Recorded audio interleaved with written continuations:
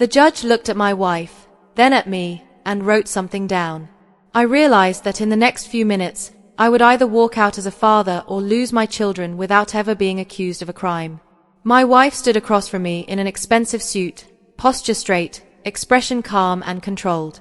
She looked confident, like someone who had already accepted the outcome. Your Honor, my husband is emotionally unstable. He shouldn't be around the children. The judge nodded once, his pen moving steadily across the page. I followed every line he wrote, feeling each stroke settle heavier in my chest, like a quiet confirmation that my voice no longer mattered. She glanced at me briefly, just long enough for a tight smirk to surface.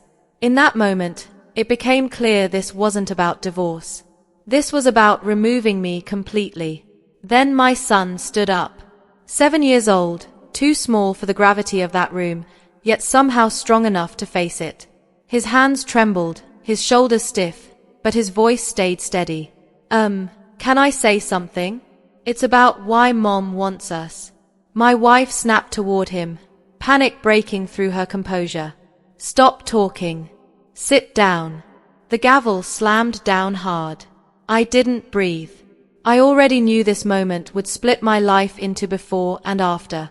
It had started 6 months earlier, quietly enough to ignore at first, cancelled dinners, longer nights at work, her phone always face down, never out of reach. I used to work internal audits, and I'd learned that real collapse begins with patterns people choose not to notice. She became precise in how she dressed.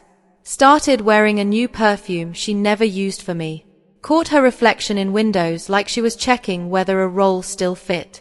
At night, she turned away and something between us closed without a word. The divorce papers arrived cold and exact. Unfit father, emotional neglect, words chosen to weaken, not describe. She wanted full custody, not because she loved the kids more, but because she needed them. Children meant leverage, control. And reading those pages, I understood I was no longer her partner. I was an obstacle. I didn't fight back right away. I let her believe I was unraveling while her lawyer built a narrative around my silence. Quietly, I documented everything. Messages, emails, financial records. Guilt makes people careless, and she wasn't as careful as she thought. That's when I noticed the payments, small monthly transfers hidden behind a harmless label, consulting fees. They weren't consulting. A private investigator confirmed my suspicion. The money was going to a man connected to criminal activity, someone she trusted enough to keep close. I didn't confront her. I wanted the truth to surface where she couldn't reshape it with words. On the day of the custody hearing, she spoke first, calm and convincing, painting me as distant and unpredictable. Photos appeared me working late, me alone. Context stripped away and reshaped into accusation. I stayed silent, knowing timing mattered more than defense. Weeks earlier, I'd always told my son the same thing. If something feels wrong, tell the truth to a safe adult. I never asked him to speak in that room. I didn't even think he would. Surrounded by adults arguing over his future, he made his own choice. He stood again. Mom says she needs us because she needs more money for her friend. Her scream came instantly. Stop it. Too late. The judge leaned forward, his expression changing for the first time. He asked her to explain. She opened her mouth, then closed it. Nothing came out. I slid the folder forward slowly, letting it rest between us like something heavy. Bank records, transfer histories, the investigator's report. The judge flipped through the pages in silence, his jaw tightening. No one spoke. Even her lawyer stopped moving. The silence that followed wasn't calm. It was final.